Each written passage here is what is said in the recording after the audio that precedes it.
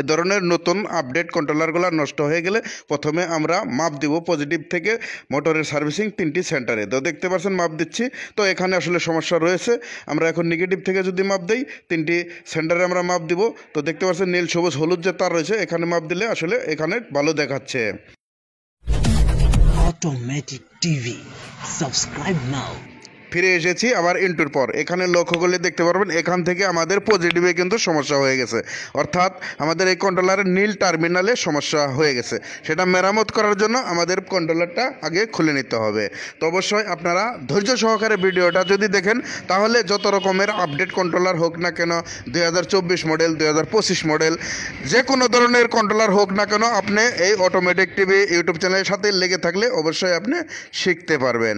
তো দেখতে পাচ্ছেন কন্ট্রোলারটা খোলার জন্য অবশ্যই 16টি লাডি আপনার খুলতে হবে। খোলার পর কন্ট্রোলারটাকে আমরা দেখতে পাচ্ছেন খুলে ফেলবো।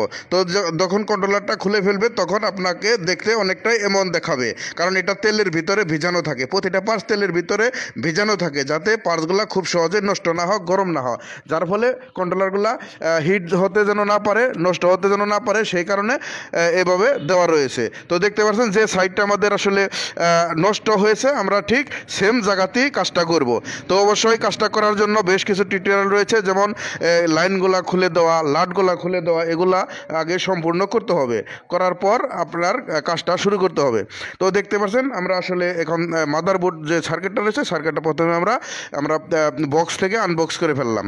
তো দেখতে পাচ্ছেন এখান থেকে আসলে শিক্ষা নিয়ে কিন্তু আপনি অনেক কিছুই আসলে করতে পারবেন। দেখতে পাচ্ছেন এখানে আমরা যদি লক্ষ্য করি আমাদের যে কন্ট্রোলারটা রয়েছে এটা একটা আপডেট মডেলের কন্ট্রোলার। আমরা যদি আসলে এখন খুলে মাপ দেই তো দেখতে পাচ্ছেন নেগেটিভ থেকে আমাদের কিন্তু মোটরের যে সামনে টার্মিনাল, মাঝখানে এবং পিছনের টার্মিনাল ঠিক রয়েছে।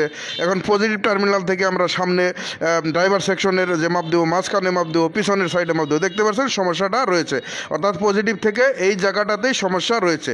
এটা মেরামত করার জন্য এখন আমরা কি করব, দেখতে পাচ্ছেন এখানে যে মুসফেট লাগানো রয়েছে, মুসফেটের লাটগুলা খুলে ফেলবো, পাশাপাশি মুসফেটের সামনে যে ক্যাপাসিটারগুলো রয়েছে এগুলো খুলে ফেলবো। তো আসলে এখন খুলতে হবে, খুলে আপনাদের কি করতে হবে, ধরতে হবে, ধরে যে কোন মুসফেটটার সমস্যা রয়েছে, কোন মুসফেট কারণে শর্ট দেখাচ্ছে, এই গাড়িটা জাম হয়েছিল, সেটা আপনার প্রথমে এটা মেরামত করতে হবে।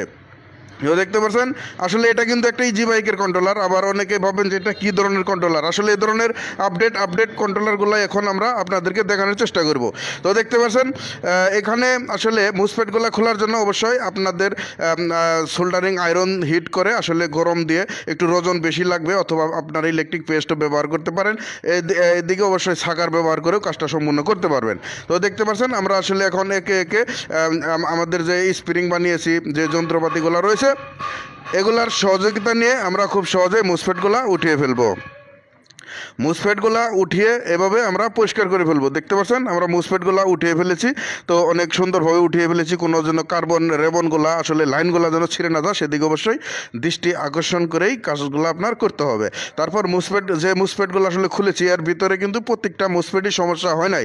তো আমরা এখন পরিমাপ করে দেখবো, মুসফেট মাপ দিয়ে দেখবো কয়টা মুসফেট সমস্যা রয়েছে আর কয়টা মুসফেট ভালো রয়েছে। ভালোগুলো আবার আমরা লাগিয়ে দিব, আর যেগুলো নষ্ট রয়েছে এগুলা পরিবর্তন করব। তো দেখতে পাচ্ছেন সেটা করার জন্য মিটার আমরা X100-এ সিলেক্ট করে অবশ্যই পরিমাপ করে দেখব একটা একটা করে। তো আপনারা জানেন মুসফেটের এটা NPN মুসফেট যেহেতু, সেটা সেই কারণে আমরা উপরে পজিটিভ ধরবো এবং নিচে নেগেটিভ ধরবো। নেগেটিভ ধরে আমরা সুন্দর করে পরিমাপ করে নেবেন। আপনারা এভাবে সুন্দর করে ধরে পরিমাপ করে নেবেন। প্রতিটা মুসফেটকে আপনারা পরিমাপ করে নেবেন, যাতে কোনো মুসফেট শর্ট না থাকে, উল্টা ভোল্টেজ না থাকে। সেগুলা যখন আসলে মাপা শেষ হয়ে যাবে তখন আমরা কি করব, মুসফেটের যে পাগুলো রয়েছে এগুলা প্রত্যেকটা পা যেহেতু বাঁকা রয়েছে, আঁকা বাঁকা, সেই কারণে আমরা প্রতিটা পাকে সোজা করে দেবো। সোজা করে দেওয়ার পরে আমাদের এখানে ছিদ্র করতে হবে। আসলে ছিদ্রর জন্য বড় না হয়ে যায়, এটাই আসলে অনেকেই ভুল করে থাকেন। ছিদ্র করার সময় অনেকেই আওলা জ্বলা করে ফেলেন। তো ছিদ্র করার পরে এই পাশে কিছু বাবরি বের হয়ে আসবে, তখন আমরা সুন্দর করে বাবরিগুলা শেষে একটু পরিষ্কার করে দেবো, লাইনটা ক্লিয়ার করে দেবো। লাইনটা ক্লিয়ার করে দেওয়ার পর আমরা যে মুসপেটগুলো আসলে আমরা ভালো পেয়েছি সেই মুসপেটগুলো আসলে পরিমাপ করার পর আমরা এখানে একটা একটা করে গেঁথে দিব। তো যখন মুসপেট গেঁথে দেবো অবশ্যই দেখতে হবে মুসপেটের কোনো পাও একটা পাও যেন আর একটা পায়ের সাথে না লাগে, সেদিকে অবশ্যই লাইন যেন ডিসকালেক্ট না থাকে, লাইন যেন অ্যাডজাস্ট না হয়, সেদিকে লক্ষ্য রেখেই কাজগুলো আপনাদের সম্পূর্ণ করতে হবে। তাছাড়া ইতিমধ্যে অনেক ভাই রয়েছেন যারা আমাদের ভিডিওগুলো দেখে কাজগুলো শিখছেন, পাশাপাশি যারা আমাদের ভিডিওগুলো দেখে কাজগুলো প্র্যাকটিক্যালে আমার কাছে এসে শিখতে পারছেন, তারা উপরে দেওয়ার নাম্বারে যোগাযোগ করে অবশ্যই আপনারা কাজগুলো শিখতে পারেন। তো দেখতে পাচ্ছেন এখানে আসলে আমরা মুসপেট, এখানে আসলে 8টি মুসপেট, 8টি মুসপেট, অর্থাৎ আবারও সামনের পাশে 8টি, অর্থাৎ 16টি। তো দেখতে পাচ্ছেন 16টি যদি মুসপেট হয় তাহলে 3 16 4 12 অর্থাৎ 48 মুসপেটের কন্ট্রোলার। এটা অনেক কন্ট্রোলার আপনারা দেখেছেন 36 মুসপেট, 24 মুসপেট, 12 মুসপেট, বিভিন্ন ক্যাটাগরি কন্ট্রোলার রয়েছে। তবে সর্বোচ্চ এই 48 মুসপেটের কন্ট্রোলারটা আপনাদেরকে দেখাচ্ছি। এ ধরনের কন্ট্রোলার অবশ্যই খুব স্পিড হয়ে থাকে, টান হয়ে থাকে। তাছাড়া এই ধরনের কন্ট্রোলার মেরামত করাটা অবশ্যই ইজি, যদি কাজগুলো বুঝেন খুব সহজে আপনারা মেরামত করতে পারবেন। তো দেখতে পাচ্ছেন আমরা আসলে হিটসিনগুলো লাগিয়ে দেবো মুসপেটের সাথে, লাগিয়ে মুসপেটগুলো গাঁথার পর আমরা হিটসিনটা লাগিয়ে দেবো। হিটসিন লাগানোর পর অবশ্যই মুসপেটগুলো আটকানোর জন্য আমাদের লাট আটকাতে হবে। তো স্ক্রু ড্রাইভার দিয়ে আমরা নাটগুলো আটকিয়ে দিব। আটকিয়ে দেওয়ার পর আসলে লড়াচড়া করবে না, প্রত্যেকটা লাটই আপনারা সুন্দর করে আটকিয়ে দিবেন, একটা লাটও যেন লুজ না থাকে এবং উপরের যে হিটসিনগুলো রয়েছে এগুলো যেন আঁকা বাঁকা না থাকে, একটু বাড়ি ধরি দিয়ে সেম সম পরিমাণ করে নেবেন, তাহলে খুব সুন্দরভাবে আপনারা এটা মেরামত করতে সক্ষম হবে এবং কি অনেক দিন লাস্টিং করবো। তো আসলে এই ধরনের কন্ট্রোলারগুলো আসলে অনেকেই বলে থাকেন যে মেরামত করলে চলে না, তো কথাগুলো ভুল। তো সঠিকভাবে যদি আপনি মেরামত করতে পারেন তো অবশ্যই আপনার এই কন্ট্রোলারগুলো অনেক দিন লাস্টিং করবে। তো দেখতে পাচ্ছেন সুন্দরভাবে যখন কাজটা আপনি করে ফেলবেন, তারপর আপনার তাতাল দিয়ে গরম দিয়ে মানে 150 থেকে 200 ওয়াট তাতাল ব্যবহার করলে আসলে যেহেতু তেল থাকে তো আপনি খুব সহজে মেরামত করতে পারবেন। আর একটু বেশি করে রোজন ব্যবহার করবেন। তারপর আমরা এটাকে জ্বালাই করে দেবো। জ্বালাই করে দেওয়ার পর আমাদের একটু পয় পরিষ্কার করার প্রয়োজন রয়েছে, যেহেতু শোনটা রয়েছে, শোন দিয়ে আমরা পয় পরিষ্কার করে নেব, একটু ক্লিন করে নেব, যাতে একটা লাইন আর একটা লাইনের সাথে লেগে না থাকে, একটা জ্বালাই যেন আরেকটা জ্বালাইয়ের সাথে লেগে না থাকে, বাবরিন লেগে না থাকে, তাহলে সমস্যা হবে। তারপর আমরা ব্রাশ দিয়ে পয় পরিষ্কার করে নেব। পয় পরিষ্কার সুন্দর করে করবেন যাতে একটা লাইন আর একটা লাইনের সাথে না লাগে। তারপর এখন আমরা আপনাদেরকে মেপে দেখানোর চেষ্টা করব। পজিটিভ থেকে কিন্তু আমাদের সমস্যা হয়ে গেছিলো। তো দেখতে পাচ্ছেন আমাদের শর্টটা সুন্দরভাবে ছেড়ে গেছে, কোনো এখন পর্যন্ত কোনো সমস্যা নাই। তারপর আপনার যে কাজগুলো রয়েছে আমাদের এই সাইডের, অর্থাৎ নীল সাইডের পজিটিভ সাইডের যে গোড়া পার্টসগুলো রয়েছে, এই পার্টসগুলো আমাদের যেমন Y1 G1 এগুলা প্রত্যেকটা আপনি টেস্ট করে দেখবেন, পরীক্ষা করে দেখবেন। কিলো রুমসের যে পার্টসগুলো রয়েছে এগুলা ডিস্টেন্স রয়েছে কিনা, তাহলে আপনার অবশ্যই লাগানোর সাথে সাথে আবার এই সাইডটা কেটে যেতে পারে। তো আমরা আসলে দেখে নিব, যেহেতু আমাদের অল্প একটু সমস্যা হয়ে গেছিলো, হয়তো 2-3টি মুসপেট সমস্যা হয়ে গেছিলো, যার কারণে আমাদের এই সাইডটা কোনো সমস্যা হয় নাই।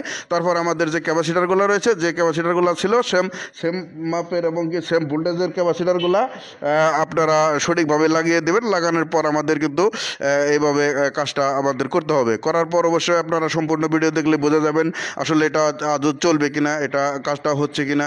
তো দেখতে পাচ্ছেন ক্যাপাসিটারগুলো আমরা লাগিয়ে দেওয়ার পর আসলে দেখতে অনেকটা এমন দেখাবে। তো এখানে লক্ষ্য করলে আপনারা খুব সহজে কিন্তু বুঝতে পারছেন যে কন্ট্রোলারটা আসলে অনেক সুন্দরভাবে আমরা সার্ভিসিং করে ফেলেছি। তো তারপর আমাদের বক্সের সাথে আবার লাগাইতে হবে।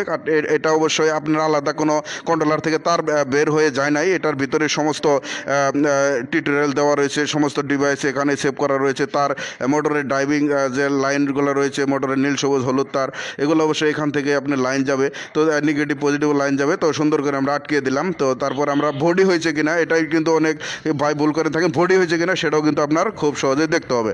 তো দেখার পর আমরা কেবলগুলো সুন্দর করে আটকে দেব। এখান থেকে লাইনগুলো গিয়ে কিন্তু বাইরের দিয়ে আবার আউটপুট হবে। তো দেখতে পাচ্ছেন আমরা যে ইনপুটের লাইনগুলো রয়েছে সার্কিটে থেকে আসা বডির সাথে এগুলো অ্যাডজাস্ট করে দেবেন। তো সুন্দর করে অ্যাডজাস্ট করে দিয়ে তেলগুলো পরীক্ষা করে দেবেন, তেলের ভিতরে কোনো রাঙের বাবরি আছে কিনা সেগুলোও দেখার বিষয় রয়েছে।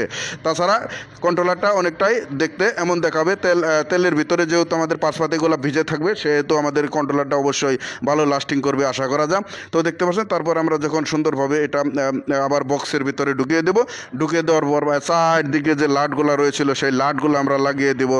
তার আগে অবশ্যই আপনি চেক করে দেখতে পারেন যে আসলে আসলে কন্ট্রোলারটা ঠিক রয়েছে কিনা। তাছাড়া আমাদের যেহেতু এক্সপিরিয়েন্স রয়েছে সেহেতু আমাদের কন্ট্রোলারটা রান হয়ে গেছে। দেখতে পাচ্ছেন আপনারা খুব সহজেই এটা বুঝে গেছেন যে আমরা কন্ট্রোলারটা ইতিমধ্যে মেরামত করতে সক্ষম হয়েছি। তাছাড়া এই ধরনের যে কোনো ধরনের আপডেট মডেলের কন্ট্রোলার 2024, 25 এবং কি 26-এও যদি কোনো কন্ট্রোলার এসে থাকে সেটা মেরামত করার জন্য এবং বোঝানোর জন্য অবশ্যই আমাদের চ্যানেলটি সাবস্ক্রাইব করে সাথে থাকতে পারেন। সরাসরি কাজ শিখতে চাইলে অবশ্যই স্ক্রিনে দেওয়া নাম্বারে যোগাযোগ করুন। ধন্যবাদ সবাইকে।